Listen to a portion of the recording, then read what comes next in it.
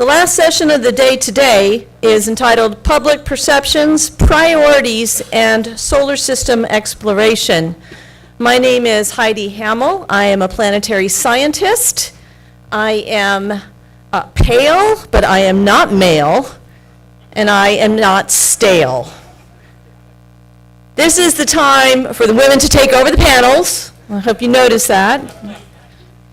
So we are going to get into this here. Our first speaker today will be Linda Billings, who is a fellow at George Washington University School of Media and Public Affairs right here in Washington.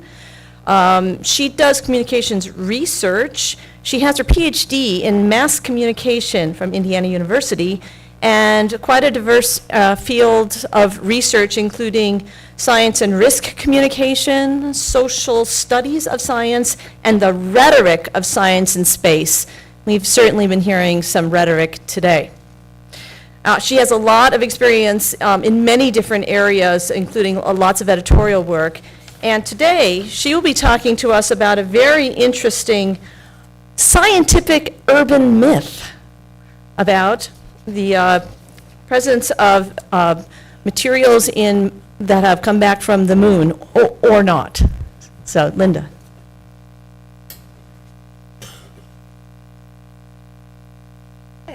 Slides.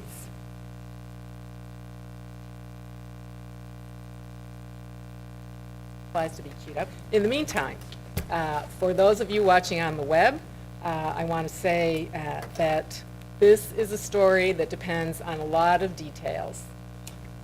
And I'm going to try to go back to there we go. Yes, thank you. Thank you, Jonathan. And the details are not going to be in my talk because we don't have a lot of time, but they are in my paper, and I will email the paper to anybody who wants to read it. billingslinda1@gmail.com, billingslinda1@gmail.com, and that goes for everybody in the audience as well. So, my story is about a survivor, or not, the story of S. mitis on the moon. S. mitis is Streptococcus mitis, a bacteria that probably all of us have living in our mouths right now, and I'll get to that in a minute. The story of how NASA technicians found a viable Streptococcus mitis bacteria inside equipment retrieved from the moon and returned to Earth by astronauts has been replicated widely and reported as fact for decades. But it appears to be false, and I'm going to try to explain my case today. More than 30 years after the story was first told in 1970, it may be difficult to prove it definitively true or definitively false. However, the evidence now points to false, in large part thanks to the unearthing of old visual records. I'll make the case that the claim that S. mitis traveled from Earth to the moon, returned to Earth, and came back to life in a lab does not qualify as scientific truth. This story has relevance to astrobiology, planetary protection, planetary exploration, and of course, the history and sociology of science. As most people know all too well, bacteria are hardy little buggers. The existence of extremophilic microbial life, an exotic concept just a few decades ago, is now common knowledge. We know that some microbes can form spores, dormant non-reproductive structures that enable them to survive harsh conditions. Thanks in part to 50 years of exobiology and astrobiology research, we know that microbes can thrive in virtually every sort of Earth environment known to science, and that some can survive radical changes in environmental conditions for years, centuries, or some claim even longer.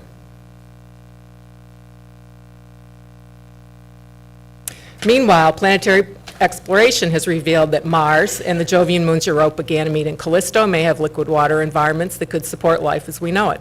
Maybe Enceladus, too. We've heard about this from previous speakers. For missions to these targets, planetary protection, the practice of protecting solar system bodies from contamination by Earth life and protecting Earth from possible life forms that may be returned from other solar system bodies, has become a complicated enterprise. And John Sarkisian asked a question at the end of the last session that related to planetary protection, and NASA's current planetary protection officer, Cassie Conley, is here to answer any questions about that. So let's get on with our story. Here are some, and dare I say it, facts about S. mitis. This bacterium is part of the oroflora of mammals. And there it is. I'll introduce you to it. It does not form spores. It lives optimally at temperatures between 30 and 35 degrees Celsius, which is approximately 85 to 95 degrees Fahrenheit, and it's commonly found in the human mouth. So think about this. Could S. mitis travel from Earth to the moon, survive more than 2 years of exposure there, only to revive once brought back to Earth? And why were scientists and engineers even thinking about such possibilities in the 60s and 70s? Even before NASA came to be, the international science community was discussing the possibility of ET life and steps that might be taken to prevent forward and back contamination. In the early days of Apollo, NASA planned for the quarantine of astronauts and material samples returned from the moon. A lunar receiving laboratory was built at the Manned Space Center in Houston, now Johnson Space Center, to contain and analyze lunar samples. I'm going to give you a little hint of the rest of the talk to come. In April 1967, NASA launched Surveyor 3 to the moon. It made a soft landing, operated for 14 days, then shut down, mission accomplished. 2 years and 7 months later, NASA launched Apollo 12 to the moon.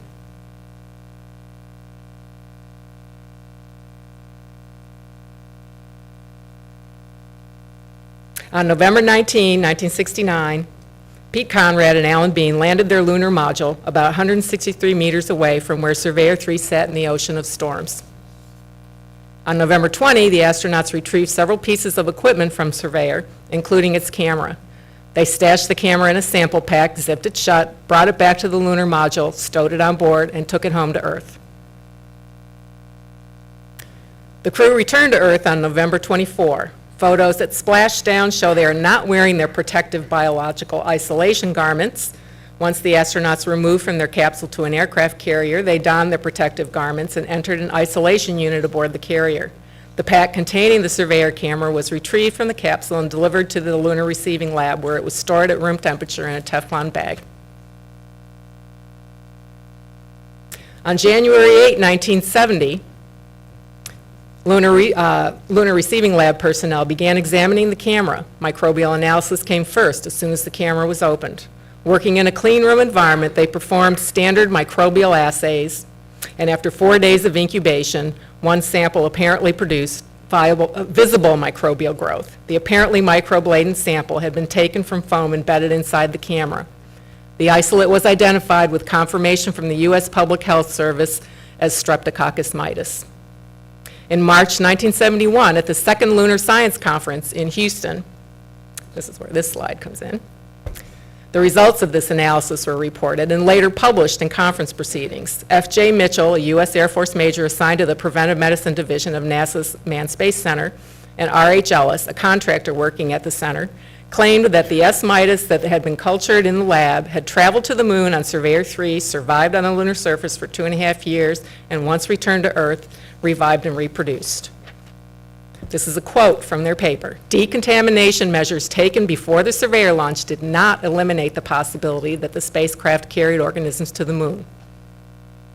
They described the conduct of the Surveyor 3 camera analysis in excruciating detail. Take my word for it, and I have a lot of those details in my paper. Another quote from their paper. The protocol established for the aerobic and anaerobic analyses contained a system of redundancy and cross-checks designed to identify suspected lab contamination. Only one sampled surface, a 1 cubic millimeter piece of foam inside the camera, produced visible microbial growth. Extreme precautions were taken at all times, they said in their paper, during the analysis to prevent any handling errors which might have caused contamination. The available data indicates their conclusion that S. mitis was isolated from the foam sample and suggests that the bacterium was deposited on the Surveyor 3 TV camera before spacecraft launch. At the very same meeting, M.D. Nittle, M.S. Favero, and R.H. Green presented a paper in which they reported on the results of their microbial sampling of returned Surveyor 3 electrical cabling. Nittle and Green were with the Jet Propulsion Laboratory, and Favero was with the U.S. Public Health Department. Their findings raised some questions about Mitchell and Ellis's report. Now, keep in mind, these two papers were both presented at the same conference, and all these guys knew each other. Nittle, Favero, and Green chose to examine a piece of electrical wire bundling running from the Surveyor camera to another part of the spacecraft because earlier studies had shown that a high level of microbial contamination was associated with wiring bundles. If during the actual sampling of the wires, they observed, and I'm quoting here, a contaminant were accidentally introduced, it would be impossible to separate it from a lunar survivor. Thus, it was necessary, they said, to perform several simulated assays with a piece of sterile wiring bundle before the lunar sample was assayed, which they did. Prior to opening the sealed container containing the Surveyor 3 cable and other parts, technicians discovered that it had leaked. There was concern whether airborne bacterial contamination of the exterior wraps would penetrate to the interior of the bundle. Their work in the lab showed that if airborne bacteria did pass into the container through the leak, the wiring bundle wraps would protect the wires beneath it from contamination. Their results showed, quote, that no viable microorganisms were recovered from that portion of Surveyor 3 cable that was sampled. The implication was that if no viable microbes were found on these protected wiring samples, then it would not be likely that any viable microbes would be found elsewhere on the camera. NASA published verbatim the findings of both Mitchell and Ellis and Knittel et al. As reported at the 1970 conference in a 1972 report. Here's a couple pictures of the camera and another picture. And thanks to John Rummel, who's now in the back of the room, who got me started on this investigation, and then he'll come into the story pretty soon.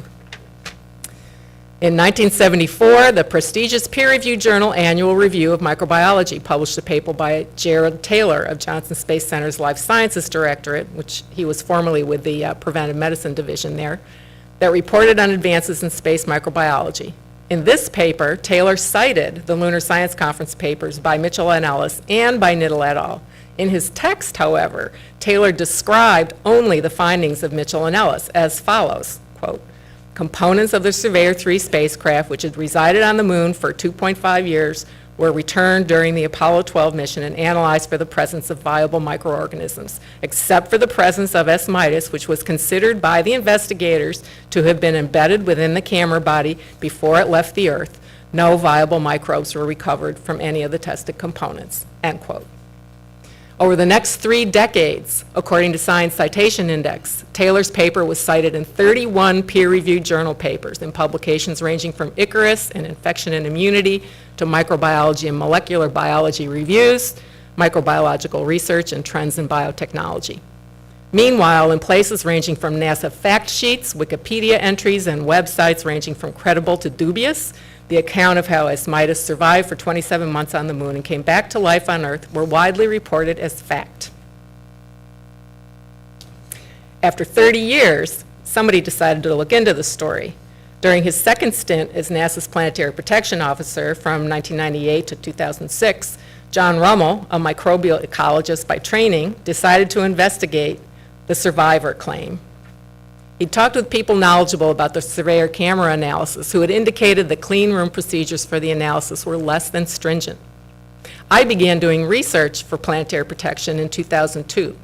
In a 2002 memo responding to a query from me about the story of S. mitis as a lunar survivor, which I'd stumbled across on the web and doing some routine research, Rummel said the claim is almost certainly incorrect. There was no peer-reviewed paper with that result at the time, nor has there ever been. Rummel told me that in 1998 he had gotten in touch with JPL Surveyor project scientist Leonard Jaffe about the survivor claim, and that Jaffe had told him there was a film of the procedure to sample the camera, and that the samplers had broken sterile protocol inadvertently by placing their sampling tool outside the sterile hood. Jaffe passed along to Rummel a message he had received from his Surveyor project colleague Richard Green, remember R.H. Green, of the Knittel, Favero, and Green paper about the LRL analysis of the Surveyor 3 camera. Green had told Jaffe, quote, "You were correct. The sampling of the camera was suspect. I took movie film of the entire procedure and it shows up on it as well. I believe I still have the film somewhere in storage. If it would be helpful, I could try and find it." That's a long story too. At an astrobiology conference in 2004, Rummel discussed Mitchell and Ellis's S. mitis survivor claim, and he asserted that the growth they had reported was the product of lab contamination, and he made a good case.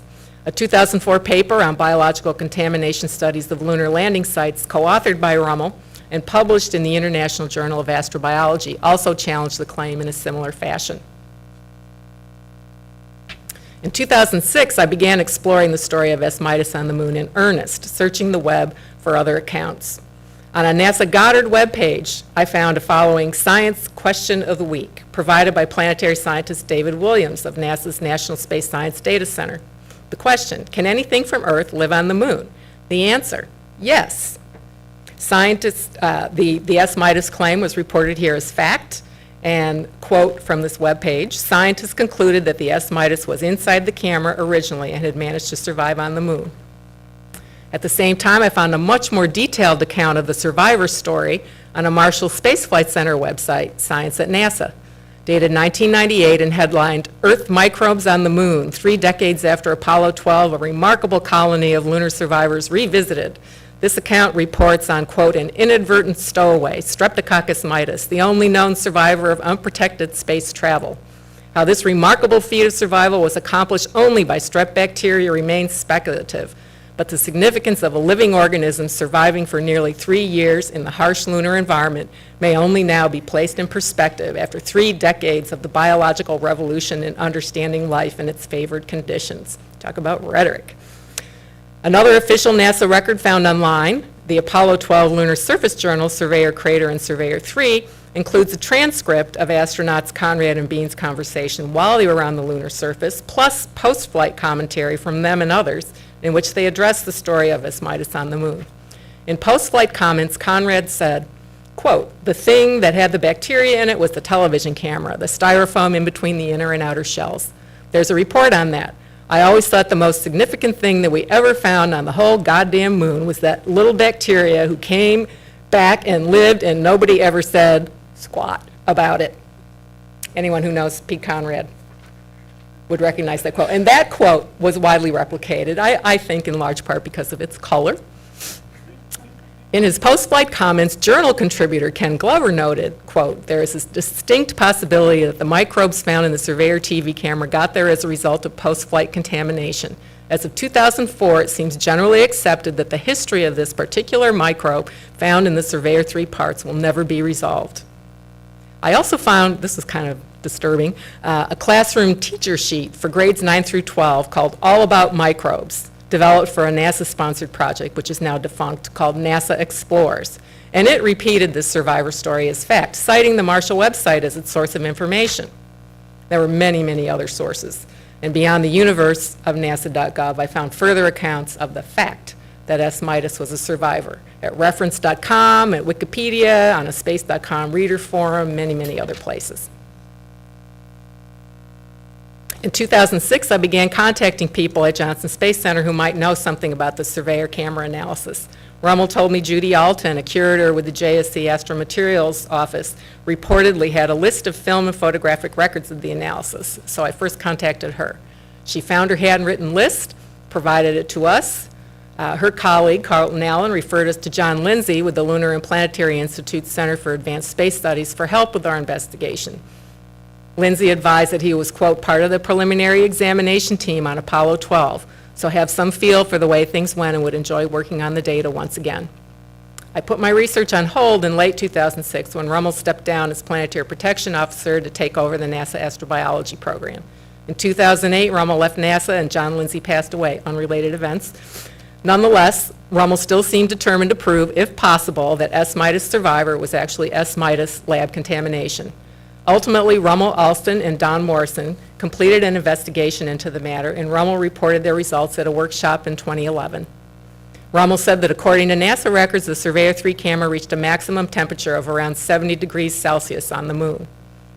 NASA records also showed that S. Midas, quote, was isolated from the Apollo 12 crew in routine microbial testing. The team's investigation verified that no viable microbes were isolated from the Surveyor 3 cables or foam or from any Apollo surface samples, returned to Earth, and that no viable microbes were isolated from 10 of 11 sampling locations, 32 of 33 samples within the camera body. What clinched the trio's investigation, however, was that in 2010 they found the 16-millimeter film records of the 1970 Surveyor camera analysis, quote, in John's words, languishing in Maryland. All 3 researchers viewed and analyzed the film, and again, in John Rummel's words, it wasn't pretty.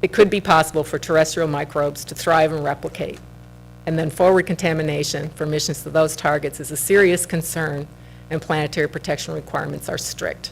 So for planetary protection, this case illustrates, among other things, that microbes are everywhere, at least on Earth. Clean room procedures for microbial assays can't be too careful, and meticulous and complete records of such procedures must be made and preserved. For astrobiology, this case illustrates how difficult it will be to verify any claims of the detection of extraterrestrial life, something else we've been talking about today. Consider the Mars Science Laboratory, NASA's first astrobiology mission to Mars since Viking, now roving around Gale Crater, seeking evidence of habitability. Questions will continue to arise from the press and the public and the science community about the possibility of finding life on Mars or in other extraterrestrial environments. And how will we ever know for sure? For the history and sociology of science, this case shows how a claim that was never subjected to formal peer review became and remained a fact for decades before it was seriously challenged, and how it took visual evidence to finally make the case that multiple sources had made verbally. It shows how the paper trails that we researchers like to excavate for information are now intermingled with digital documentation that can be altered at any time without leaving any detectable evidence of an alteration. And it shows something that historians already know, that the record is never complete. Thank you.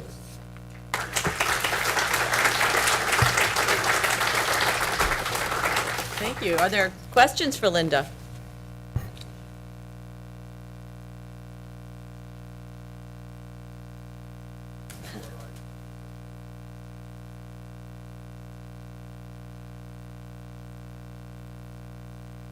Has I know of him. Yeah, I bet. And he showed me innumerable extremophiles that he has collected all around, and I wondered what his comments were on this.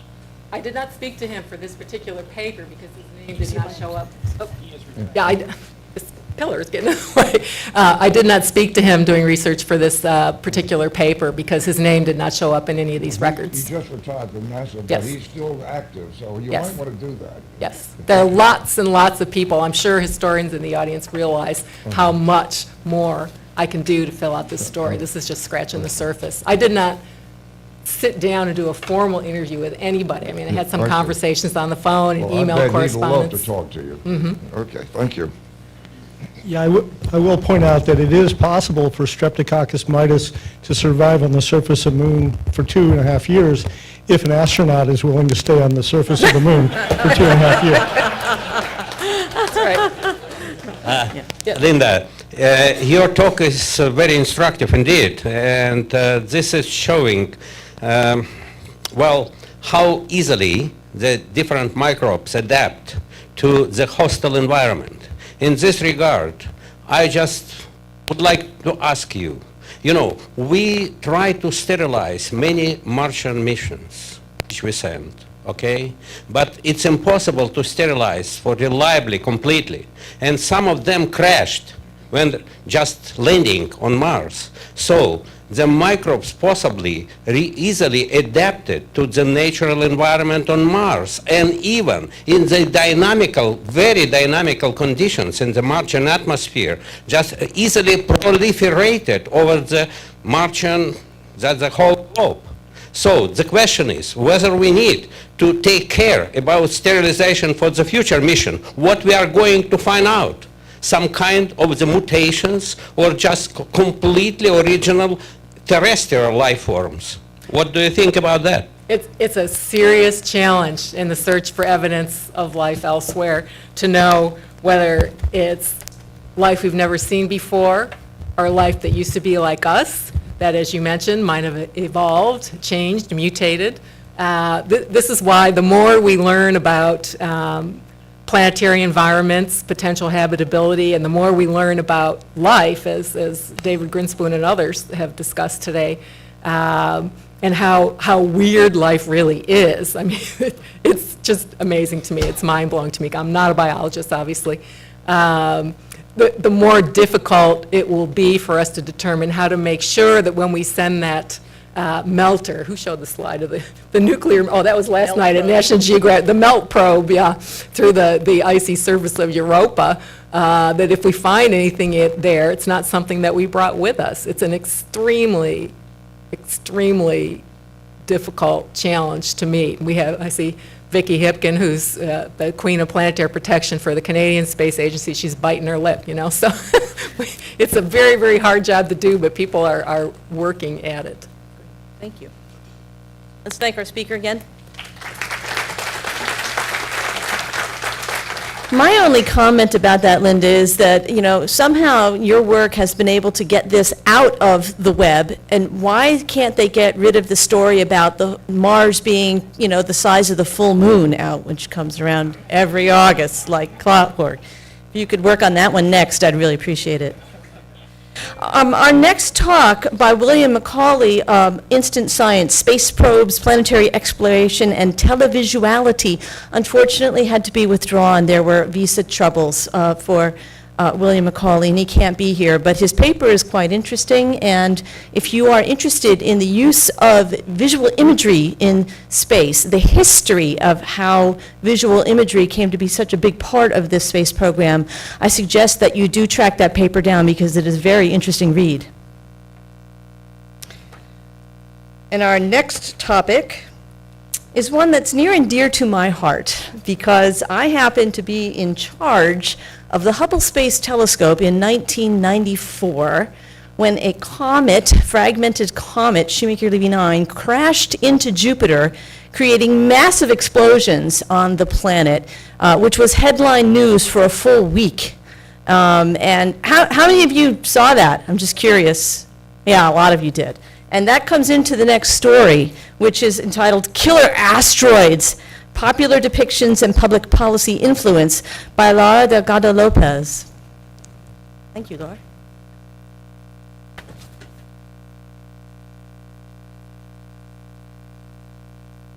Hello, everyone. I'm really happy to be here. And before I begin, I would just like to acknowledge that this paper came as a collaboration between myself and Dwayne Day from the NRC, whom you've heard earlier this morning. And so now let's just move right on to it. Killer asteroids. We know the story so well. Basically, we find out, usually by pure chance, that a monstrous asteroid is heading, hurling toward the planet and is threatening civilization. And, do we have time to do anything? Can we do anything about it? And so the story goes, and Bruce Willis, makes an appearance or something. But what we may not know is that this narrative is actually, goes back much further than we may believe. And so when we look at all of these examples, some of which I will mention today, we have to ask ourselves, what is behind this narrative? Was it prompted by real events? Can it tell us anything about real policy impacts or public opinion about it? And so to begin with, I'll tell you a little bit about the long and explosive history. And in the paper, which you may have an opportunity to see, there's a list at the end of a bunch of examples that we were able to find, some in other languages, as you see here, but just to show that this has been around a long time. The earliest example we found was a French novel published in 1890 titled La Fin du Monde, and it was republished again in the 30s and made into a movie in the 90s. And it was, again, one of the very earliest examples. And also at the time, we see the 40s, the 50s, also some other movies and books exploring the issue. In nonfiction, we see some work looking at asteroids, comets, and other planetary bodies, as a threat of a potential impact and what that meant. And so those early events, many of them probably came as a result of an early impact event in the 20th century, the 1908 Tunguska impact in Siberia. There are literally hundreds of works, both fiction and nonfiction, exploring exactly what happened there. And even as far back as, as recently as 2010, in the National Research Council report on asteroids and near-Earth objects, more recent research of what it is that happened that day was actually come to bear. Other important events that kind of help drive these narratives include the 1980 Alvarez hypothesis that for the first time linked the cataclysmic events that led to the extinction of the dinosaurs with an asteroid impact, and as Heidi mentioned, the 1994 Shoemaker-Levy 9 impact that again captured the attention of the world. And so as a result, particularly in the 90s, we see so many of these examples, over 25 in our survey alone. Also, during that time, planetary research had a role to play because the research that from several of the spacecraft that we had sent out were just confirming the role that impacts have had in transforming not just the phase but also the composition of other planets, and also that it became clear that our own planet had had impacts before and that those things were not just a thing of the past, that they could continue happening. They continued. These examples continued. I think events such as the debate over the non-negligible possibility of impact of asteroids such as Apophis or AG5 helped feed the sustaining narrative. There's also the misinterpretation of the Mayan prophecy that the world was going to end in 2012. That prompted more examples even this year in 2012. And so this survey and some of the examples that I've selected here are not exhaustive. I'm sure that if we keep looking, we will find more examples in maybe in other languages, in other countries. But just to show that this was not born with Armageddon and Deep Impact, which are the examples that very easily come to mind. But in fact, it's a narrative that has been very present throughout history and that was just strengthened by these events that captured the attention of the world. And so science fiction studies research will suggest to us that if we see a sustaining narrative, it should tell us something about real, deep-rooted perceptions in the public. And so if we look at all of these examples, we have to ask ourselves, well, are people really concerned about asteroid impacts? And the fact is they're not. At least what little research exists on the subject that has asked this very question. The first one, then maybe the first one of its kind, in 1993, Slovak and Peterson made a survey of 200 grad students, and they asked them to rank their risks in terms of concern. And impact risks ranked 24, and 14 out of 24, and were described as distant in time and non-immediate. And that result continued even in a survey that was performed by the Pew Research Center in 1999 and again in 2012 with almost identical results. The majority of the people surveyed described it as something that will probably not happen or will definitely not happen. And so, you know, we have to ask ourselves, why is that contradiction there? You know, why does that narrative keep occurring if it finds an indifferent public? And so for that, I think that we have to look at what kind of threat we're talking about. And first, we have to consider the uniqueness of the threat. If we look again at Paul Slovak's research on risk assessment, and they've developed a matrix where there's a couple of variables, including dread risk and unknown risk, that help rank risk assessments of the public towards specific issues. And we see that asteroid impacts would be described very highly by all of these characteristics, you know, uncontrollable, indiscriminate, catastrophic consequences, unknown to science. And that is how it is continually presented in the dominant narrative. It is captured as very risky and catastrophic. And as Slovak accurately describes, it has a unique combination of very low probability and very great consequence. In addition, the threat is also the more compelling because it is always presented as urgent. Even though we've been surveying asteroids for many decades, it always is just hiding behind the moon, or, you know, we can't see it. We only find out about it months or weeks or hours before it's supposed to impact the planet. Another element that's interesting is the tools that we use to tell that story, the tools of the trade. And so I think that this threat is particularly visually appealing. And with the advancements in visual arts and in special effects and CGI, what was in the 90s something that was very surprising, that we were very impressed as an audience that movie makers could do, became an expectation in the 2000s and afterwards. And so at this point, with relatively little cost, you can make pretty impressive imagery of the asteroid, the track and the moment of impact. And interestingly, you can keep going with that, because what happens after the impact happens? I think the asteroid threat presents a lot of opportunities for developers, particularly in film. to showcase advanced special effects that are not presented by other natural disasters such as earthquakes or hurricanes. And that's just worth a mention, you know, even in nonfiction works like documentaries like this one, titled Mega Disasters, asteroids are not the only thing that's discussed in that documentary, but they still made the cover. And so even in books, you have that. Maybe the asteroid impact happens in 5 pages, but you know, it's compelling enough that you will put it on the cover.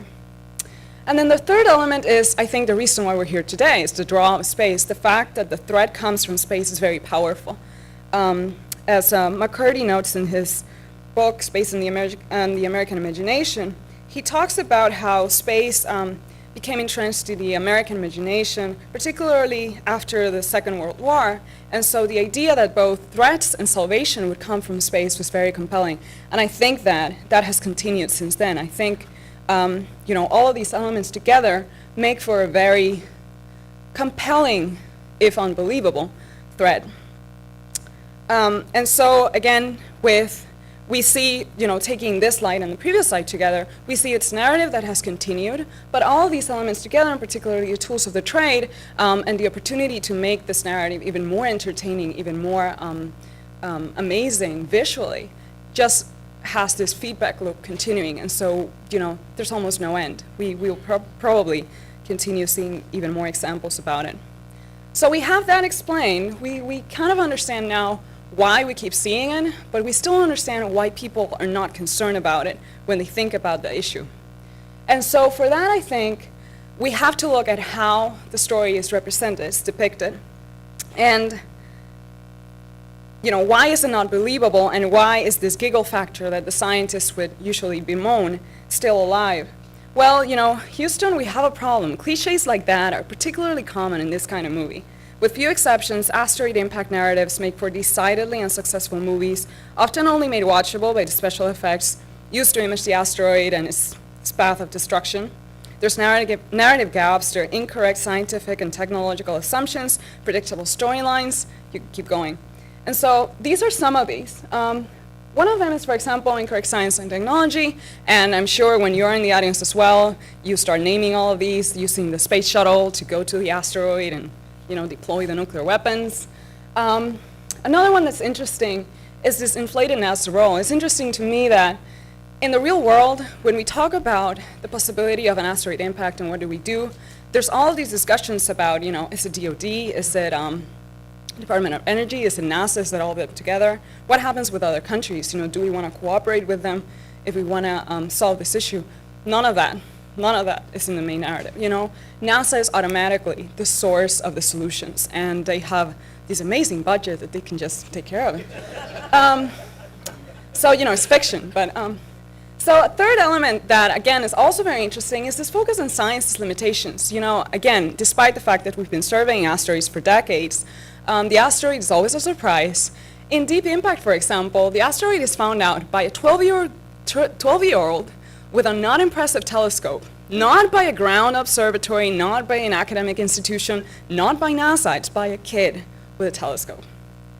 So, and then you see that also as well with the kind of fumbling with what do we do about it, do we even know what's going on? And then finally, and I think this is a very important point too, is that asteroids are not the focal point of the story. They are the cover to discuss a lot of other issues, namely American values, the true nature of things. You know, when crisis comes, you see the true nature of people, that kind of thing.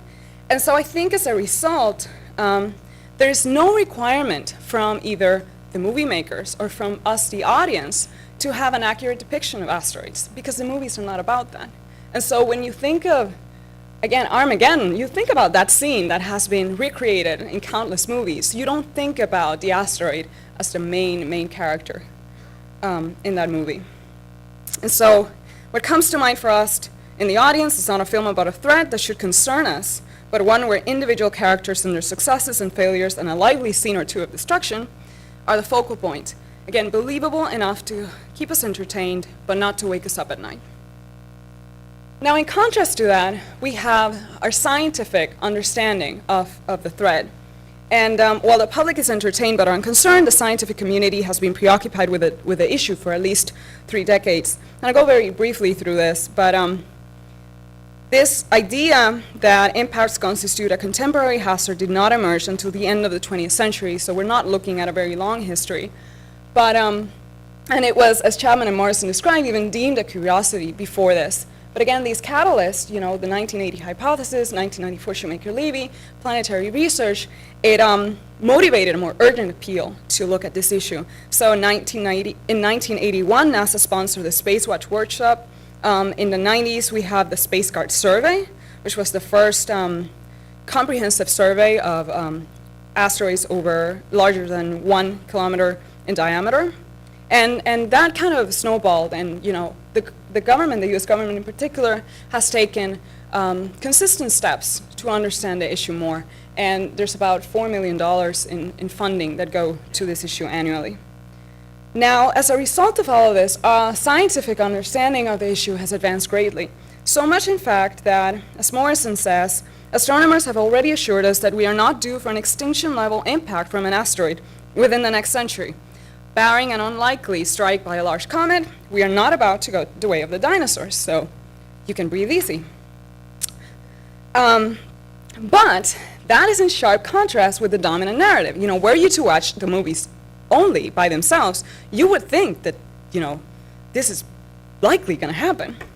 And so, you know, as Morrison says, asteroids do not, except in Hollywood, change orbits capriciously.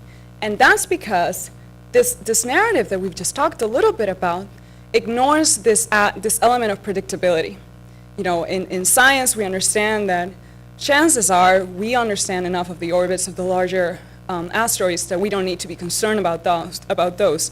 In fact, we are now concerned about the sub-kilometer items, not the larger ones.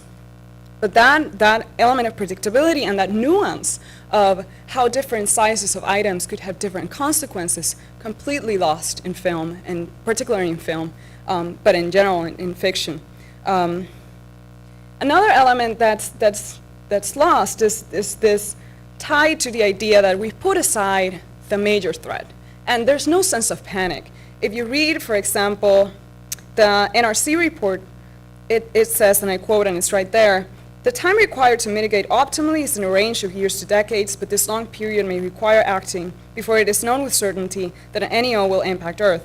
And so the arguments are for funding the sub-kilometer survey called for in 2005 and for exploring new technologies to identify smaller objects, and they are rooted in the desire to continue to dispel the threat and give us decades or centuries to get ready for an eventuality. But as you can see, it's a very different scenario from what is the main focal point of the dominant narrative. So this mismatch exists between public and scientific perception of the issue.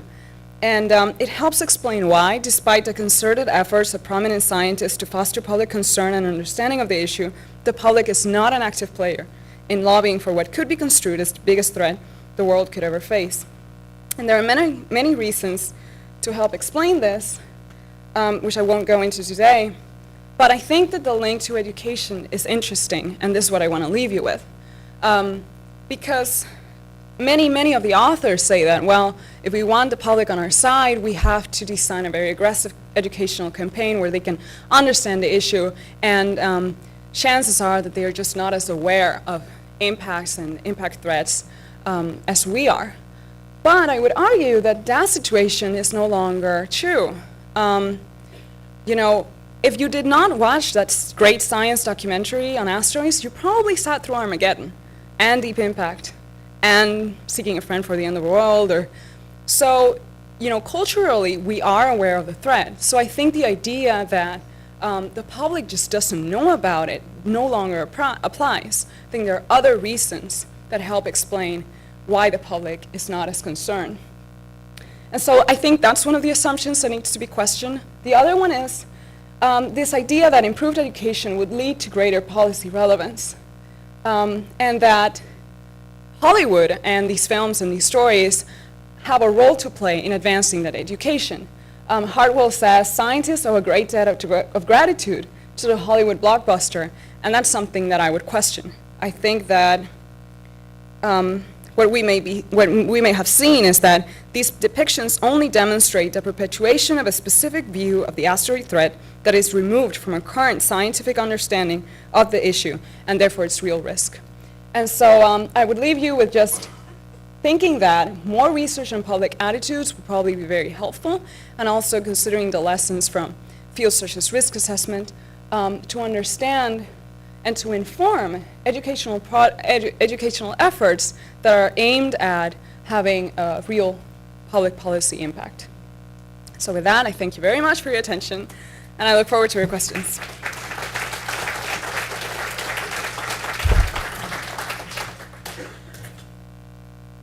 I realized that I forgot to read the bio, but I want to make sure that It's you not know. long. No, it's not long, so I'm going to read it right now so that you all know who Laura is.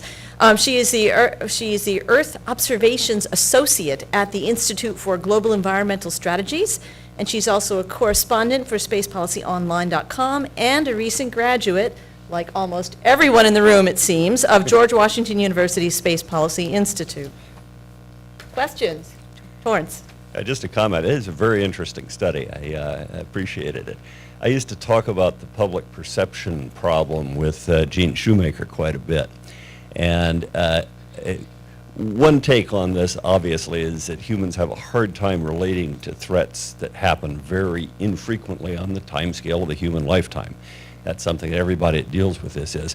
And it's interesting, just as a comment, to consider a thought experiment that in 1906, the San Andreas decided to break down in Coalinga instead of San Francisco, and the object that hit Tunguska was on a slightly different trajectory and took out downtown Moscow.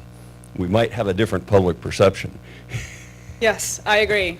And that's something that you find a lot in the research, your first comment about how, and you see it, there's a big spike in interest after a real event, after an impact, after the discussion on the media that an asteroid may hit the planet, and then it wanes. And I wouldn't necessarily think that that's a bad thing, because that's in our nature. I mean, the public responds that way, but policymakers respond that way. And I think scientists respond that way too, because, we can't be concerned about every single threat all the time. And so it's just one more challenge we have to deal with. Marcia Freeman with EIR Magazine. It doesn't help me sleep too much better at night to know that scientists think that it'll be 100 years before there's a big impact. I think we need to know a lot more than we know. And there's a very interesting proposal. I was wondering if you knew about it or had any thoughts about it, that the Russians have made over the last year. It's part of the larger proposal was actually by General Permanov, who had been the head of the Russian space program, which is for a whole global coordination between global threats to Earth. It certainly includes something coming in here from somewhere else, but even the kinds of things that have large-scale impacts in terms of tsunamis, extreme weather events, which can affect a lot of countries, etc. And then a sort of more confined proposal for what's been called a strategic defense of Earth. Now, there are a lot of individual programs through the United Nations. You mentioned the U.S. programs, but really to bring this together in more of a global effort and to give it, to take away a little bit of the giggle factor, as you mentioned, and to say this is a scientific project that concerns us all globally, and the world's scientists are working on it. That's a great point. I am aware of it, and I think that, again, that shows a whole very interesting discussion that is missing from the dominant narrative. I think you would make a great film talking about how the different countries and the proposals that they have and whether they'll be successful or not.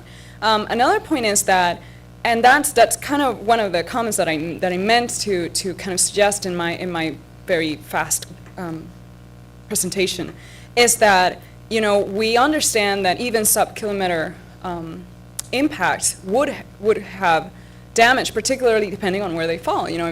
If they fell in certain locations, in big cities, they would have a legitimate and an impact of a lot of concern. And so it's interesting that is missing from the popular discussion, because I think it is something that the public would be interested in. Hey, Laura. So one of the slides had a dollar figure of about $4 million for tracking Earth or near-Earth asteroids, which I noticed probably about 2% of the budget of the movie Armageddon. But I noticed you also had another slide that showed statistics talking about the public perception and saying that large percentages view this as a very low concern. Do you think that the public opinion drives the policy on that drives the low amount of funding? Do you think that perhaps the low amount of funding is the reason that the public is less concerned, or do you think that the two are detached? No, I don't think the public concern drives it. I think in this case, the public and the policymakers are in the same side of the table. And so, like you said before, their interest is spiked by real events, and they do put more funding in it. But then, when it's not, well, other priorities take precedence. And so, I don't have any solutions to how you solve that. I think what the NRC is doing and what some in the community are doing are saying, sub-kilometer impacts, we need to survey those, we need to fund what Congress asked for in 2005 to survey those objects is good. But I think that bearing that very present and clear threat, there's not going to be that much attention given to it.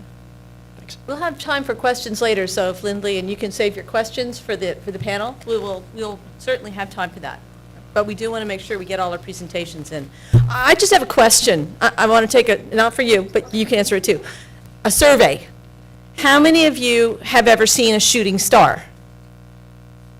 All right, so you have seen an asteroid impact the Earth. You already have. So the statistics about 62% of the people don't think it's going to happen, but it happens all the time, every night. It's just a question of whether it's a really big one or not, all right?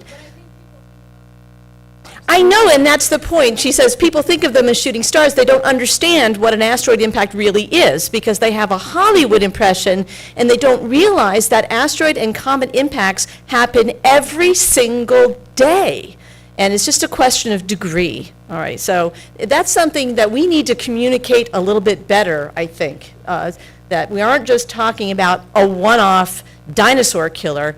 The Tunguska event I like to show superposed on Washington, D.C., because it encompasses, the tree fall pattern in Tunguska encompasses all of Metro Washington, D.C. So it's just something to keep in mind. Good to show your Congress people.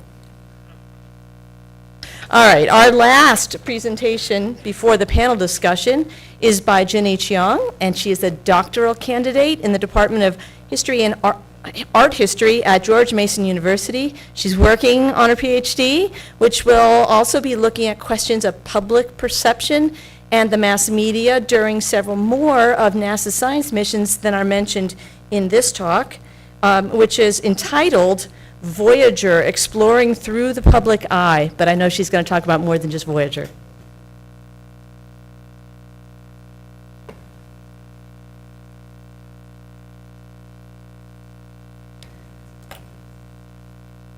All right, so how the public gets information has certainly evolved over the last 30 years. In the 1970s, the public relied on newspapers for information, and television featured only 3 major networks. Focusing on newspapers, the Voyager mission illustrates the process of how the mass media disseminated scientific discoveries to the public. The Voyager mission sent twin spacecraft to take advantage of an outer planetary alignment of Jupiter, Saturn, Uranus, and Neptune that occurs approximately once in every 175 years. Voyager 1 launched on August 1977, arrived at Jupiter in March 1979, and then Saturn in November 1980. I'll also examine the media coverage for Galileo's mission's return to Jupiter in 1995 and Cassini's return to Saturn in 2004. I'm hoping to show you a few of the significant changes in science communication through the evolution in mass media, as well as hint at what's happening in the public attitudes towards science. Press releases and press briefings acted as a conduit for journalists to gain information about a mission. The major newspapers published stories written usually by consistent journalists on the staff that followed space news. The articles carry different tones according to the writer's style and readership, and often the more entertaining ones popularize the science. What do I mean by popularizing science? Los Angeles Times science writer George Alexander provides an excellent example in his article for Voyager 1's arrival at Jupiter, published on March 1st, 1979. He starts the article, "Like a sailboat cresting a reef and entering the lagoon of some Pacific island, the Voyager 1 spacecraft passed through the bow shock of Jupiter Wednesday and slipped inside the big planet's magnetic environment." The simile makes a real-world connection to something most may have difficulty imagining and goes on to further explain the bow shock. It also hints at the risks inherent to the spacecraft before it successfully reaches its destination.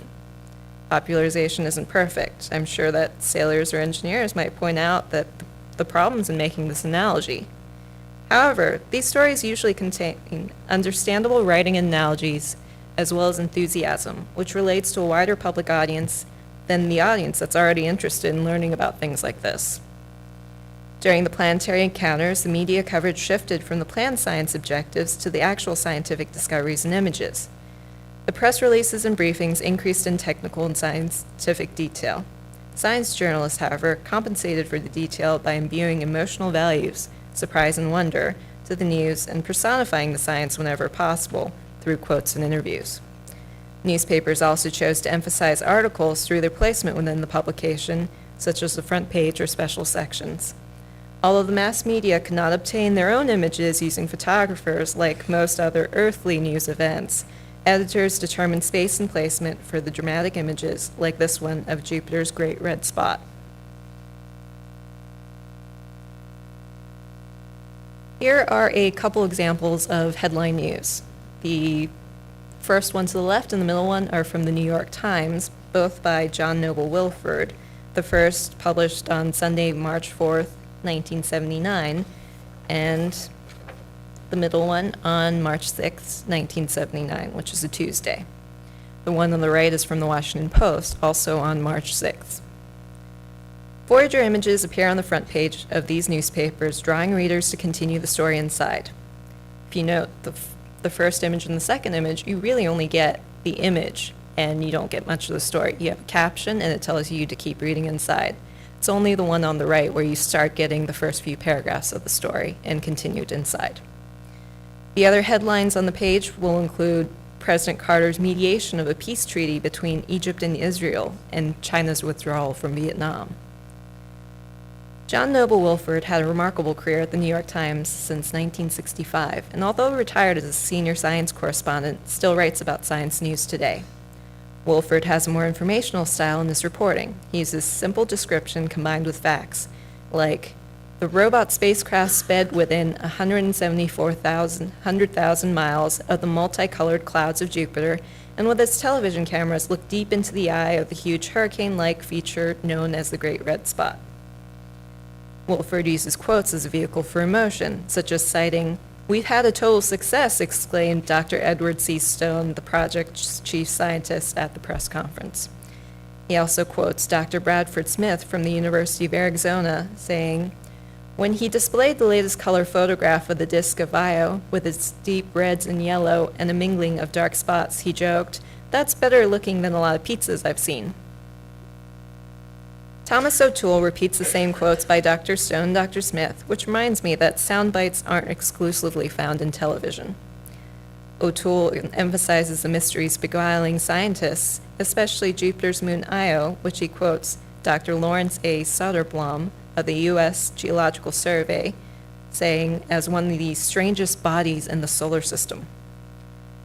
These articles emphasize the newness of the color images, despite being republished in the black and white medium, the questions raised by prior research on ground-based telescopes that might get answers, and the new questions still yet to be addressed. The newspaper editorials generally seem to agree that this exploration holds some fundamental value for humanity. As the Los Angeles Times editorial so eloquently states, "Like monkeys in a dark box, we use Voyager as a window into the blackness of space. We want to see what's out there. From the standpoint, the exploration of space is no high-priced public relations gimmick or cockeyed race with the Russians. Rather, it is a fundamental expression of human nature. A few $billion a year seems a small price to pay. From Hollywood, Star Wars and Close Encounters of the Third Kind arrived in movie theaters in 1977. Carl Sagan had reached enormous popularity, and his television show, Cosmos, A Personal Voyage, would air from September to December 1980. A JPL interoffice memo cited, Voyager 1's encounter with Saturn 1 month ago produced media response without parallel in the unmanned space exploration program. The total potential TV viewing audience was estimated at 100 million persons on 4 continents. Voyager represents traditional media reporting, where the journalists flocked to get news about the mission. When public affairs worked with the journalists to provide backgrounders and hold press briefings, and the journalist became the primary communicator for science news.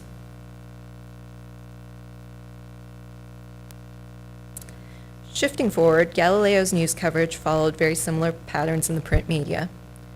Although Pioneer and Voyager completed flybys, Galileo became the first spacecraft to remain in orbit around Jupiter and send a descent probe into the atmosphere in 1995. Before reaching its destination, Galileo flew by Venus and Earth from 1990 to 1992, traveled to an asteroid in 1991, and discovered a moon on another asteroid in 1993, and also covered the comet Shoemaker-Levy 9 in 1994. Galileo received extra pre-launch news coverage because of its many unfortunate delays and cost overruns before its launch in 1989.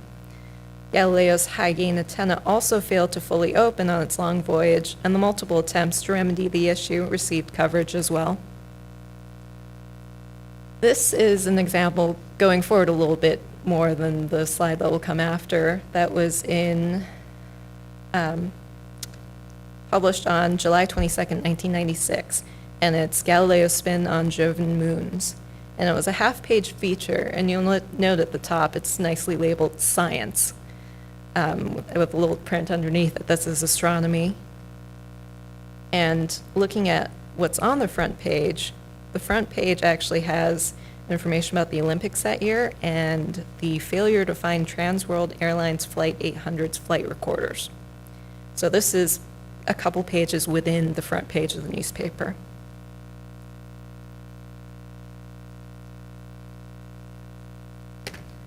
This is a word cloud for some subset of Galileo text taken from the New York Times and Washington Post from December 3rd, 1995 to January 24th, 1996. In an attempt to gather information in new ways, I tried using this word cloud to visually interpret textual data, and it makes frequent works bigger, which can vary depending on the algorithm used to determine their importance. The next slide actually shows a more organized variation where we can see more interesting results. Here I'm going to pick out another pair of front page articles to examine a bit from December 8th, 1995. From the New York Times, Wilford published, Probe Pierces Jupiter's Clouds and First Interior Look at Planet. He quotes Dr. William O'Neill, the project manager, as being ecstatic, and Dr. Torrance Johnson, the chief project scientist, saying, "This is really neat." Wilford reminds his readers about the antenna failure that will result in fewer pictures and none before next summer, although software advances will allow the mission to complete 70% of its science objectives. The Washington Post staff writer Kathy Sawyer published, Galileo starts tour of giant planet after 6-year trek, spacecraft first to transmit from Jovian skies. She poetically uses descriptions like the first tiny emissary to send messages from inside the atmosphere of an outer planet, and also kamikaze probe dispatched from the mothership. She relayed the importance of the research as understanding the planet's evolution by looking at a planet that retained more primeval characteristics, like a Rosetta Stone. The article focused on the probe's path to descent, like a celestial ballet, as described by William O'Neill. Sawyer also mentions a quote from Carl Sagan from a televised chat where he says, "It's a very exciting moment to be alive and interested in these issues." Going back to the data from the word cloud, we see some unremarkable words like scientists or atmosphere. minutes gets repeated from both the orbital insertion and communications time. Billion refers to the $1.3 billion price tag and 2.3 billion miles traveled since launch. While this method gives me the common words, it turns out the uncommon descriptions seem much more interesting to see what these writers use to explain complex phenomena in so many different ways. The Galileo mission at this particular time seemed less immediate and definitive from long delays in data and images. In addition to technical issues, the federal government shut down and delayed the initial briefing from December 19th to January 22nd, which is why the articles for this particular mission range so long.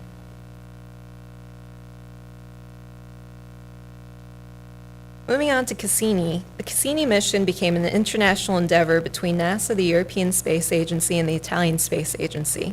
The Cassini spacecraft also carried the Huygens probe that would be released into the atmosphere of Titan, Saturn's largest moon. Cassini-Huygens launched on October 15, 1997, and finally arrived at Saturn on June 30th of 2004. Now, this is an example of an article published by John Noble Wilford in the New York Times, 31 moons now close enough to touch, on June 15, 2004. This is about 2 weeks before Cassini makes it to Saturn. You get the initial photos from that. And I have this here because I want to point out, for newspapers, there's something called above the fold and below the fold. Above the fold, here on this particular page, well, it is the Science Times, so it's still within the newspaper, but for the front page of this particular section, you have something about hair restoration techniques, which apparently to the editors was more important than this preview of Saturn's moons. And also inside, and a couple pages later, I found interesting, there's an article by Kenneth Chang, Making Science Fact, Now Chronicling Science Fiction. And it's about Donna Shirley, who managed the Mars exploration program and led the team that built the Mars Pathfinder rover, has become the new director for the Science Fiction Museum and Hall of Fame in Seattle. And there's some comments in there about using science fiction to excite and teach people about science. So I have this particular example because I like the juxtaposition of these various elements here. The 1997 Mars Pathfinder landing may have become the first event to make the groundbreaking transition into digital media and redefine how the general public learns about outer space. The New York Times reported 566 million hits in 30 days and 47 million hits as the highest number on a single day, which surpassed the pre-landing estimates. Here's the artistic word cloud, and here's a more readable one. This was generated, again, from selected articles from the New York Times and Washington Post, and this time it's from June 30th, 2004 to July 3rd, 2004. Voyager wrong page. By 2004, I can't just talk about newspapers anymore as a source for information because we're firmly into the digital age. While newspapers' sources decreased, I'm finding more short mentions on cable news shows and web publications like Space Daily. During the 64 hours around the Saturn orbit insertion period, Space Ref reported 136.6 million hits to the mission's website. When Huygens landed on Titan, ESA reported on their website that they received 919,000 external visitors and 6.8 million page views on January 15th, 2005. Looking at this word cloud, Carolyn Porco, lead for the Cassini imaging team, appears because she gets quoted a lot in the news coverage. Wilford quotes her about the beauty and clarity in the black and white images as just mind-blowing, while explaining that color would have reduced the total quantity possible. Porco presented the TED Talks in October 2007. The TED conferences invite speakers to discuss ideas worth spreading, and their videos have been available online since June 2006. Her visibility on the web is a development of the digital age, and that still continues to draw visitors and new comments about these amazing images. While Cassini made its own new scientific discoveries, Voyager technically claimed the new status more than a mission returning for further observation. Cassini images have also been labeled as art in some online communities and blogs. In comparison to the Hubble Space Telescope's popular brightly colored images, Cassini images often hold a stark quality in black and white that emphasizes the contrast in space. The Voyager mission illustrated how the mass media traditionally advanced scientific discoveries into the public understanding. The information from the press releases and briefings presented technical science that the journalists expanded upon to make the stories interesting for the public. In the process, the mass media necessarily popularized and simplified the science through real-world analogies or references. The journalists also added the human element through emotional cues and quotes. Although journalists often attributed surprise and wonder to the scientists, they also made statistical or philosophical appeals for their audiences to feel wonder as well. A small robotic spacecraft hurtling millions of miles, learning something scientists had not known before, or even simple curiosity as a driving human characteristic. In addition, the images became both a source and evidence for wonder. Viewers might feel awe over the planetary snapshots, and they might also be amazed at the technological prowess necessary in obtaining the picture through robotic eyes. During Galileo, readers got continually reminded about the many disasters and news coverage upon reaching its destination seems to have had less impact without new images alongside the text. The Galileo mission coverage also seems to follow the predictable patterns driven from press release to news article during this time period. Now, a different aspect of the Galileo mission may have drastically different results, but if you've noticed, I'm pinpointing the moment of when the primary mission begins, often when the planetary encounter begins.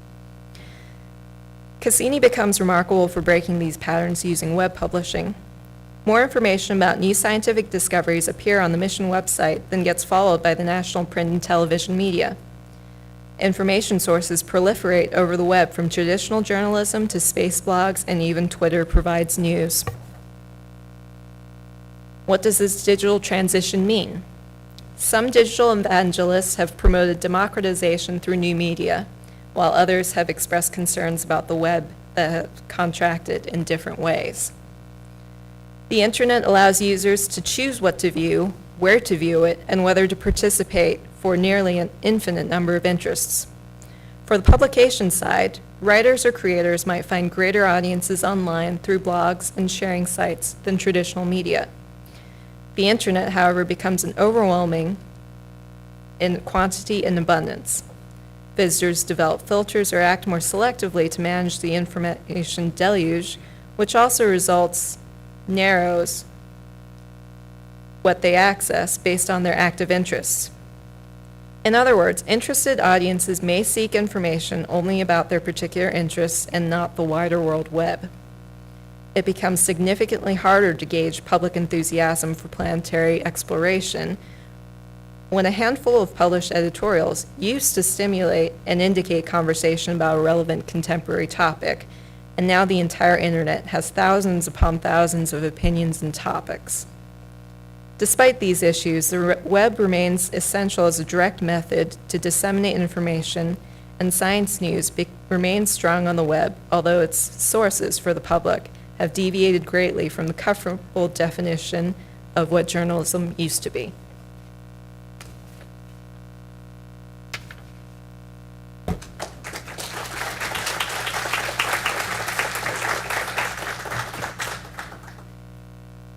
Do you have questions for this perfectly timed talk? You have a question right here.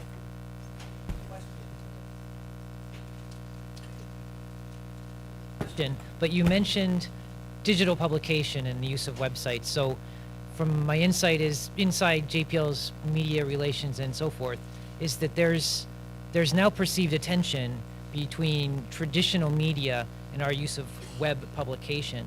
Is the same time is that we, NASA, JPL, want to market ourselves to traditional media. At the same time, we're also trying to sell ourselves directly to the public.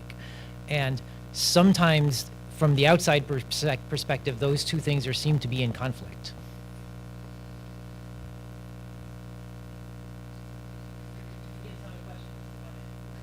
Then you don't need to answer it. Jeff? Hi, Jeff Faust, Space Review. It's a very interesting presentation. I wanted to expand upon, or maybe even challenge a little bit, one of your premises towards the very end about gauging public interest and the challenge of trying to gauge public interest now in this fractured media environment.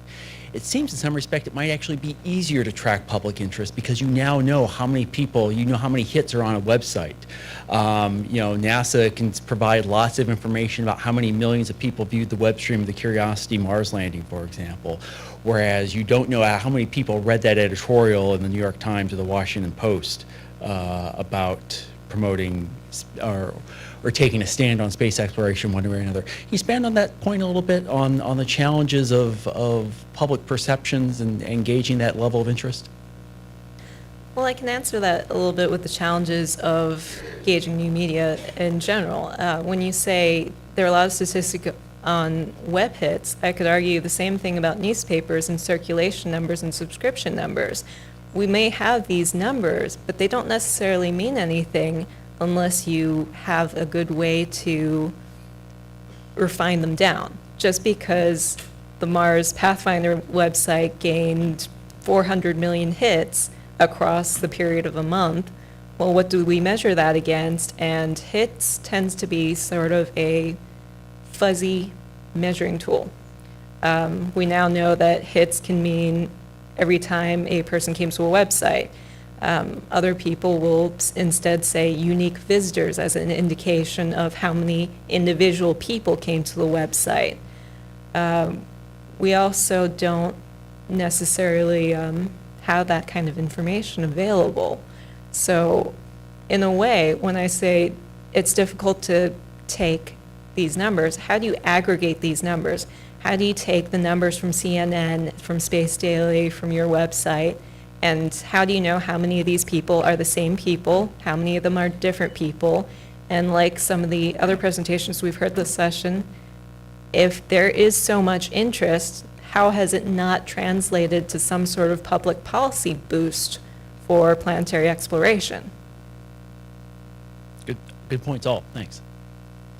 Yeah, I wanted to, John Wetmore, I wanted to touch on a related angle, and that is, you know, when 100 million people look at something on the web, those are people that were interested in the subject and actively looking for it. But what about the 200 million people that won't see it at all because they don't see it in the newspaper where you used to accidentally run into it, and they didn't actively seek it on the web? And so how do you get, so you may be getting a better way to reach the people that are already interested in space, but completely missing the general public that doesn't have that interest already. Any thoughts on that? Well, that was pretty much the point I was trying to make at the very end of my conclusion. Just because there are direct methods for JPL and missions to reach the public, whether it's through newsletters or websites or educational material, how do you count those people, and how do you know if those people are the same ones that will devour Space Daily every day anyway, or is it actually a child that has never known anything about space and is now really starting to get interested? With the web, it's very difficult to know who it is that's coming to your website. I mean, the web can get some statistics off your cookies or whatever, but generally they know what computer you're using and where you're coming from in the United States or other countries maybe, but they don't actually know very much about you, whether you're male or female, whether you're in the space industry or you're just a random member of the general public. So that is the difficulty with determining audience anymore. How do you reach the people that you know hasn't seen this before versus the audience that you know is definitely interested because they're subscribing to your newsletters now and they're coming to your websites during these big events? I'm going to ask you guys to keep standing because we're going to have a panel discussion now, but stay with there. You'll get a chance. And also, I know Lindley had a question about asteroids. So I want to invite my panelists to come up and to have a seat. I do want to bring another voice to this discussion, though, because we've been talking about public perceptions, and we have been talking about our perceptions of the public, but the public isn't really here. We're all people who are involved somehow. And I wanted to share with you an actual statement from somebody from the public, which is short. It was written after the Curiosity landing, and it was sent to President Obama, who sent it to Jim Green, who then shared it with me, and I contacted this young person and said, can I share it with this group? Because we're going to be talking about public perceptions of NASA. So I want to read this to you so that you hear the current public's voice. This is not ancient history or like us, but this is current, all right? This is a young man, and he says, Dear President Obama, I just wanted to let you know how much Curiosity's successful landing on Mars means to me. The fact that any organization in the world could send a 1-ton mobile research platform to Mars and land it safely, much less using a hovering rocket-propelled sky crane, is a triumph of human intelligence, civilization, and cooperation. The fact that it was our National Aeronautics and Space Administration makes me more proud to be an American than anything has in a long time. What truly inspires me about this mission, however, is not the flawless success the NASA scientists and engineers achieved last night, or the staggering technological advances that have been fueled by similar exploration.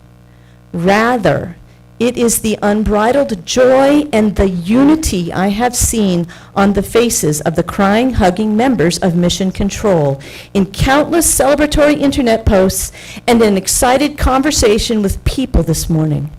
I am 20 years old, and the only times I can remember feeling as close to my fellow Americans as I do now have been during national tragedies. The unifying effect of scientific expeditions like the Curiosity and the Apollo landings is incredibly powerful, all the more so because it is born out of triumphant national success rather than sorrow. Please continue to fund NASA and its expeditions. In so many ways, we lift ourselves up when we shoot for the stars. Sincerely, Isaac Larkin. Beyond the nationalism in the statement, which is laudable, I think it touches on the unifying themes that this brings to all of humanity. Like Apollo did, that wasn't just the US, although it was, but people around the world were looking at the moon and knowing that humans were walking on the moon. People around the world were looking at Mars when we were landing on Mars.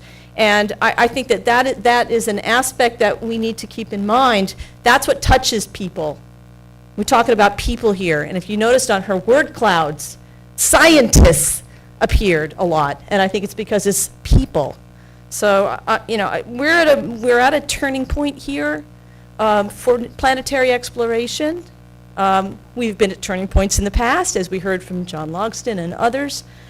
Nevertheless, we are at a turning point right now, and we know from letters like this that the public perceives planetary exploration as a priority for NASA. It's a question in my mind whether NASA perceives planetary exploration as a priority for NASA. We have a choice whether or not we can have another 50 fabulous years doing amazing planetary exploration, or whether we will retreat to being monkeys in a dark box. And with that, we're going to open this up for all these questions. Hello, I'm actually going to slide this because I can't see any of you. Hi. This is just more of a follow-up to the social media, and I just wanted to follow up on the person who asked the question about tracking in a digital age. So I work in digital media at National Geographic, and I would argue that it's so much easier to track impact now and meaning than it was back when you just had a one-way communication. You don't know the impact. I think it's very difficult to track the impact of journalism generally on the public. Just last night we had Bill Nye the Science Guy hosting an event at National Geographic, and for all intents and purposes, you would think he's like not relevant to more recent generations. But how many people stood up in the audience and said, "You changed my life. You're the reason I'm in science. You're the reason I'm an engineer right now. You're the reason I'm, studying what I'm studying." Or just tonight, you've changed my mind to go study something else. And public figures like him and journalism will never know how many people those stories inspired. I remember Voyager being covered in it might not have been one story I read, but the collective impact of Voyager had an impact. And that's very hard to measure. But in social, we can actually measure that engagement now. We know how many people are talking about it, who are commenting on it, who are sharing it. We know the extended impact of that. We can track with social flow, we have this unbelievable, almost too much information about how much engagement and sharing is happening. So I would bring that in and factor it in more as a commentary, because I do think the tools are out there. We do know demographics. We do know exactly where everybody lives. So. That's great, thank you. I will comment a little bit about that, and that's the fact that I am kind of looking retroactively at historical events, despite the fact that 2004 was not that far back into history.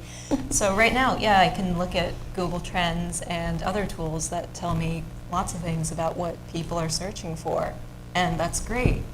But I can't go back to even 2004 and necessarily pull up the same kind of data. And that's what I mean by it's really difficult to determine audience. And as a historian, I will probably always have this question unless I kind of look forward in the future and start storing away this stuff. So just a clarification of what I mean by the difficulty in it. Greg? I wanted to offer a tangible example of something that Susan Poulton just said from the National Geographic. From my own recent experience of understanding the impact of social media. The week after Curiosity landed, I just happened to be here in town having dinner with Susan, and we were talking about the events over at Nat Geo, which we had last night. Susan is the vice president for the digital media division of National Geographic, so she knows a lot about this stuff. And over the course of dinner, she said, "Hey, by the way, have you seen this latest YouTube thing that just came out today?" And she pulls out her iPhone and she fires it up, and it's, "We're NASA and we know it." It had 382 hits, and I suspect most of you have seen it by this time. The next morning, I wake up in my hotel room and I said, "Geez, I got to go get that link and see it again, now that I'm awake and sober and such." And by that time, it was already up to 300,000. And I don't know what it is at this point.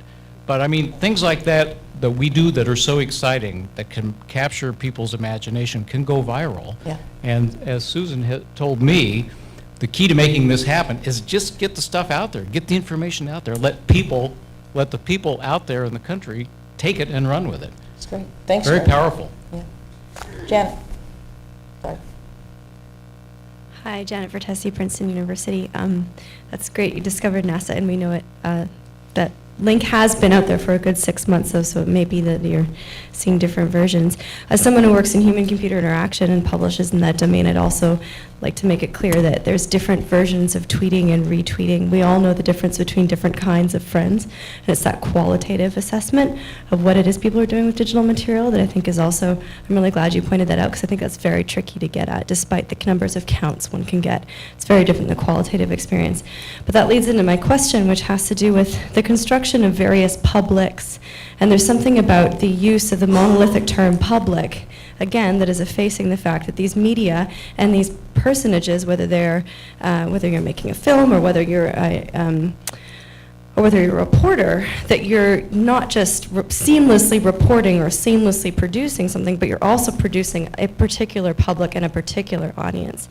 And I'd really like to know a little more about the fine distinctions between, if you're writing for the New York Times, it's very different than if you're writing for Science Daily. It's very different than the big spreads on Voyager that I remember seeing on National Geographic when I was a child. If you're producing, documentary films, it's very different than if you're producing Deep Impact, et cetera. So I'd really like to know a little bit more about the fine-grained distinctions in publics that NASA is speaking to and the variety of different media that they're using to do that. Thank you for that, because it's actually far more detail that I would go into in a paper, but wouldn't be able to do in a presentation. And I try to meet that challenge by trying to go across a variety of major national papers. So today I think I talked about the Washington Post, the New York Times, and the LA Times. I took a variety of more papers than that to try to get more of an aggregate sample with different kinds of audiences. And I recognize that a newspaper reading audience is often a somewhat more educated audience who wants to pay attention to what's happening in the news. So in and of itself, I've limited the public to that particular sub-segment that is either reading the paper or watching the nightly news, which is actually most of the hits that I get for even Voyager coverage. It's the evening news from the 3 major networks. From that, there's also things like the magazines you mentioned, like National Geographic. I can look in Newsweek, which is definitely a different audience than National Geographic. I actually do tend to stay away from the more specialized publications like Aviation Week, because I know that that audience is very self-selected in wanting to see that news. So I've even looked at kind of not so great newspapers like USA Today to see if they do mention these missions at all, because it's a great source that's a quick, easy read, and it's found in hotels all around the United States. So I do kind of toss around the public in my presentation a lot without making this specification that it's a very special public that chooses to keep up on national news and chooses to keep themselves informed. To answer your question more generally, I think NASA is very aware of the different audiences that are out there, and they do track things like USA Today, public news. I mean, the New York, they were working on the Times Square because they know they're reaching a different audience in Times Square than they would in the New York Times. So they're very aware of that, and that factors in. Let's keep going so we get a few more questions in. And I know, Lindley, you were very patient last time, so I'm going to call on you now. Thanks. Lindley Johnson, your local planetary asteroid defense officer. The question is going to be for Laura, but I also appreciate the thoughts of the rest of you. Laura, you pointed out that the public doesn't seem to be worried about the asteroid threat. And I'd like your thoughts on how much that perception might be influenced by the storyline that you see in all these popular movies and fiction stories that as you pointed out, the public seems to think NASA has all this money and we can do anything. You know, we can land a 1-ton spacecraft on the surface of Mars. And the storyline always gets to a happy ending, you know, that NASA might be trials and tribulations, but we always save the day. And so how much do you think public perception comes from always the happy ending to the movie? Well, it's a little bit more complex than that, in the sense that I am using those examples to read public perception. So I don't think they are driving public perception. I think it's a feedback loop where, as an audience, this is what we expect, and so that's what Hollywood gives us. So, you know, I think that. So you think there's this expectation on the public that NASA is going to be there to save the day? Oh, absolutely. Oh, yes. Yeah. Oh, yes. They may not know about many of the things that NASA does. They're surprised every time, you know, the general public that doesn't follow space all that well, that kind of the segment on the public. But I think if they knew that that threat was coming, they would be pretty sure, they would bet that NASA would solve it. We're a victim of our own success, Lindley. Yes. Yeah,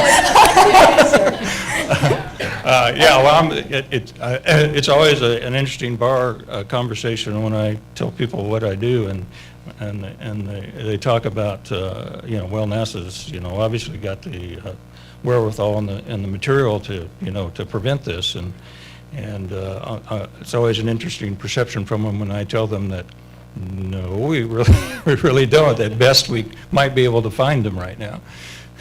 I think, though, it's clear that the public perception is that NASA has a whole lot of really smart people. And if they discover an asteroid coming in, that NASA would marshal its resources and put all those real smart people on the subject and try to get something done. You know, I talk about this a lot in public lectures, and you know, even though one of your conclusions was that education is not the answer I think that was sort of what you said. I've found that people honestly don't know about things like comet impacts, asteroid impacts. They get those little wake-up calls, like you said, and then they kind of drift back into complacency. But I do want to say that, you know, there were things that were threats, and I want to make this analogy and maybe have you comment on it. People didn't used to wear seat belts, ever. Like when I was a kid, you know, throw all the kids in the back of the car and drive off. But now everybody wears seat belts, because we've learned that it is important for saving lives. Do you think there's an analogy? One is, my conclusion was not that we should stop the education effort. Please let me clarify that. I think NASA should continue to educate because we have to, because a learned society is a worthy goal, and you know, we have to continue that. But what I meant to say was that if the goal is to drive public policy change, then you know, you may find that education may not lead you to that. Education in and of itself will be a worthy goal, but maybe it won't lead to the public policy change that you want. That was the point. But also on the threat, again, this is a very unique threat. It's not car collisions. It's not you will see accidents. We've all seen car accidents. We have not all seen a really Big, catastrophic asteroid most impact. people had seen an asteroid impact. But not big one that will scare They you. don't connect the two. Yeah, so you know, in the literature you will find that scientists are very aware of, you know, crying wolf, and if they start saying, you know, blowing up the threat and saying that, you know, comets and asteroids do impact the Earth every day, and, you know, therefore a real big impact can come at any moment, you know, they could be crying wolf, and the public may not like that, because then they will be proven wrong, and they may not believe that message. So it's also not saying that effort should be discontinued, but it's that there's a challenge there, and that I don't think that just talking about the issue and trying to explain it the best way you can will solve that. Yeah. I just want to make sure I bring Linda into the discussion by mentioning the Andromeda strain, you know, where we combine the impacts and the microbes together. I wanted to just follow up. We'll get to you. I'm going to Support him first. Laura's assessment of this issue, because there's a small, credible body of research in science and risk communication that explains how informing and educating non-expert audiences about science and risk may not have the effect that you desire. In other words, the more informed that a non-expert becomes about a scientific or technological issue that is a potential hazard or risk, the more they may decide this is a problem they don't want to deal with. It could go, you know, it could go either way. So my feeling personally as a scholar and as a citizen, I think that it's an obligation on the part of federal agencies and federally funded researchers like myself to inform anybody who wants to know about the work that we do, everything we do know. It's, you know, we're doing this in the public interest, but education is not the key. It doesn't solve all your problems. Okay. Question. Hi, thank you. My name is Steve Williams. I work in Jim Green's shop as the EPO guy, but I'm a detailee from the National Air and Space Museum, where I was chair of education. So I've been working for the last 10 years with the general public, and I really wanted to resonate on the discussion going back to Greg and some of the previous responses in how the public, how we deal with the public. We are trying to drive public perceptions. Okay, we do a great job with the specialists to be in their educational process. Our good students are as good as they ever were, and they're as plentiful as they ever were. But we're doing a progressively less good job, in my opinion, in dealing with the public, in the non-specialist. Now, let's see, in a private universe and some of these other things, jaywalking, there are people, most people, at least in the United States, have a fundamental misunderstanding of basic science. And if you're going to use a risk assessment argument, you're talking to people who live on the San Andreas Fault in the shadow of Mount St. Helens, and who actually believe that if they roll sevens 3 times in a row, they're never going to roll a 7 again. You know, Las Vegas pays a lot of electrical bills on these kinds of misperceptions.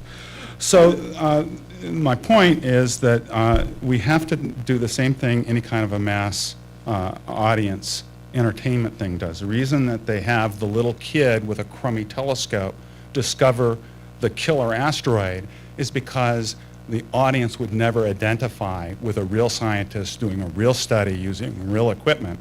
That's foreign to them.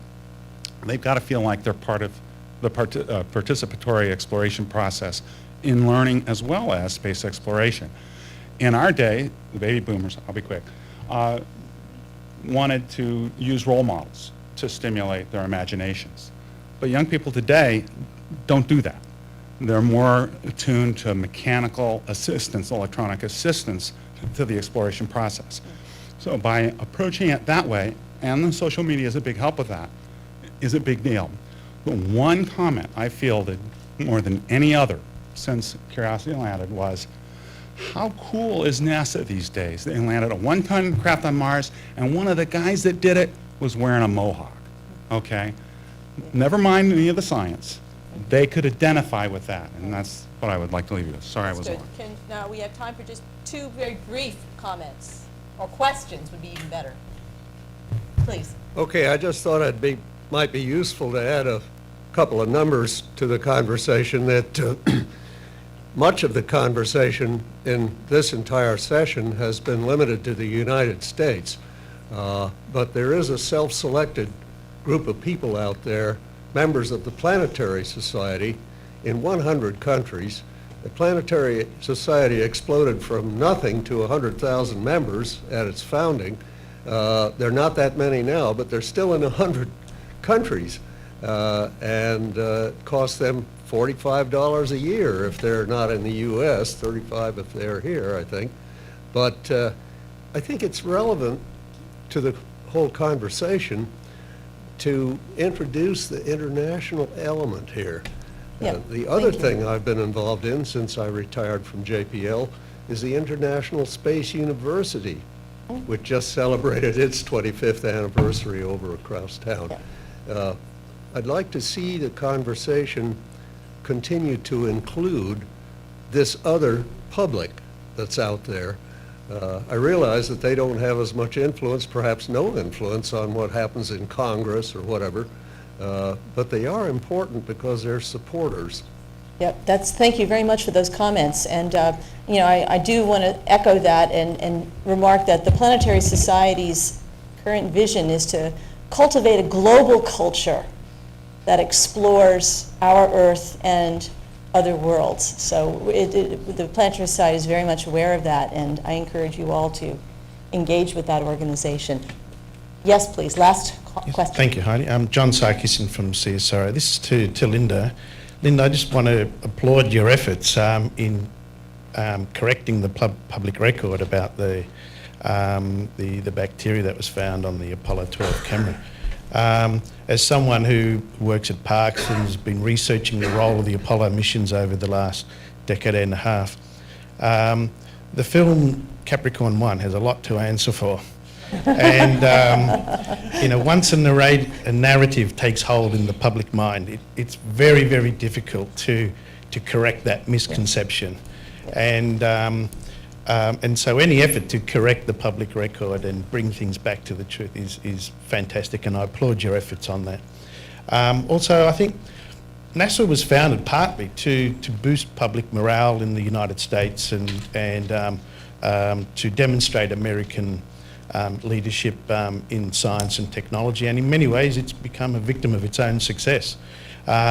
So, you know, when something, NASA does do spectacular things like land people on the moon and rovers on Mars and so on. And so when something does threaten the Earth, it's only natural that people go to the organisation that has a proven record of success to do that. And so, and I don't think it's an accident that Deep Impact in Armageddon appeared just 2 or 3 years after the comet Shoemaker-Levy 9 impacts on Jupiter, and NASA's fantastic PR in publicising that to the world with the Hubble images and so on. You know, again, I do applaud your efforts in correcting that record. Thank you for your I do comments, know but the I want to trouble say I involved. was having a little problem coordinating my brain with my remote finger, and somehow or other didn't show my acknowledgement slide. So there were a lot of people who collected the information. I did a lot of reading and a lot of research myself, but they're all acknowledged in the paper. So thank you all. Thank you to my panelists, and it's been very interesting, and I'm turning this over to Greg.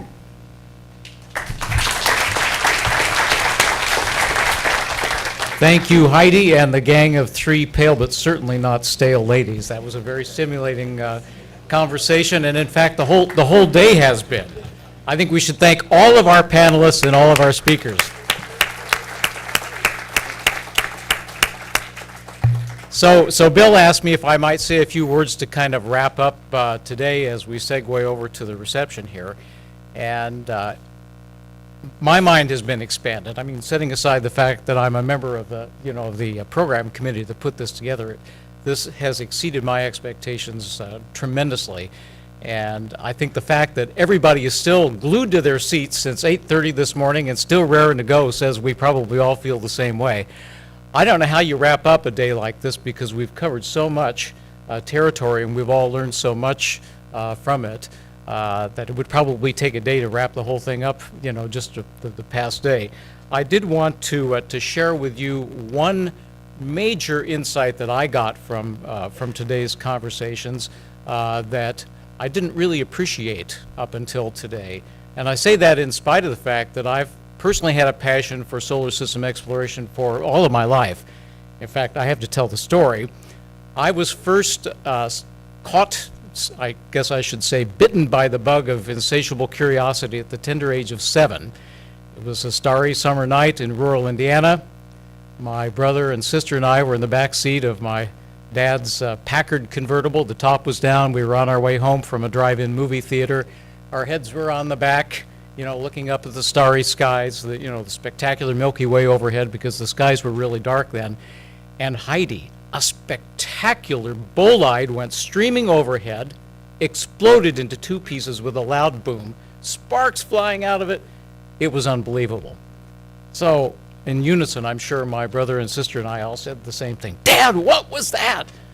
My father was a metallurgical engineer and a great fan of science fiction. And we had been seeing science fiction movies from a tender age. But to his credit, he answered responsibly that night. He said, "Son, I don't think it was a spaceship. Why don't we go to the library tomorrow and we'll start researching it?" And I've had this passion, and I'm sure that virtually everybody in this audience has as well. So getting new insights, at this time, at this phase of my career, I'm really impressed by that. The thing that really hit me today is, we all agree how fantastic it is what we do, but I've come to appreciate even more just how tenuous our fate is.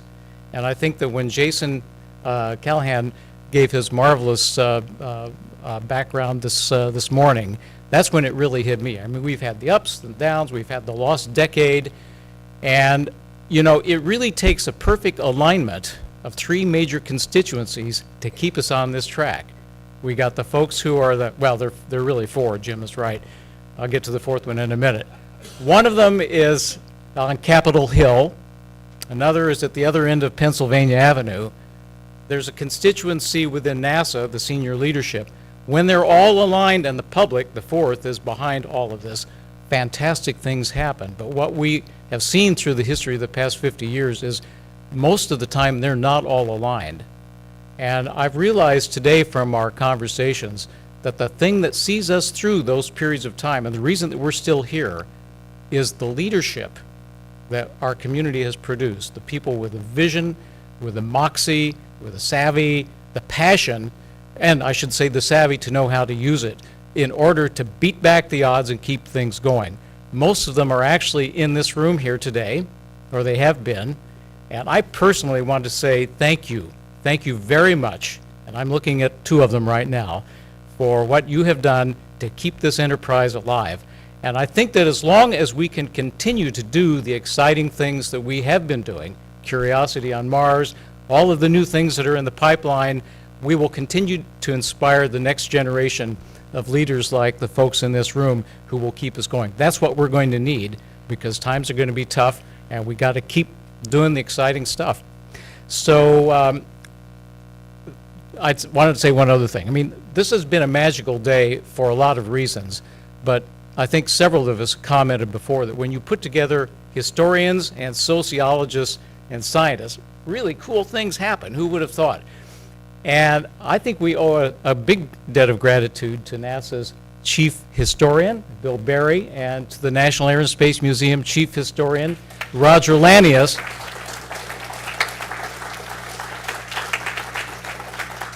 who had the vision to bring together this diverse, eclectic group of people. We were starting to think about doing something out in Pasadena. Wait a minute, just a bunch of scientists sitting around talking. You guys have really made this thing successful, and I thank you. So with that, let's see, Bill? I'll take the second to disavow any credit for this thing. It's a very big team effort, so thanks to everybody for the help. Two quick announcements. One, there's been a lot of talk about planetary protection this afternoon. We actually produced a book about planetary protection last year called When Biospheres Collide in the NASA history program. And I'm sorry that I didn't think to bring some copies over because we have some copies of other books we've done. So we'll try and get some copies of that planetary protection book over here tomorrow. Anybody wants a copy, feel free to help yourself. Okay, so paid announcement about our products over with. Let's turn to the reception. Those of you who signed up for the reception, you're welcome to join us on the far side of the lobby over there in the Space Experience Center. You'll be given a ticket for a drink, and if you want more than one drink, you're going to have to buy it yourself. There'll be a cash bar available there. If you're a civil servant and you've accepted more than $50 worth of things from Lockheed Martin in the last year, you should hand some money over to Kelly. You want to stand up for us? Kelly, Victor French back there, our intern, is going to be manning the table, and there'll be some of the folks over there too. They'll be happy to take cash or a check from you to cover any difference there. Or if you're a political appointee and you're required to do that. The rules have changed a lot thanks to our friends who have had some issues with conferences in the last couple of years. So please be careful about it, attending to those issues. Enjoy the evening, and we'll see you tomorrow.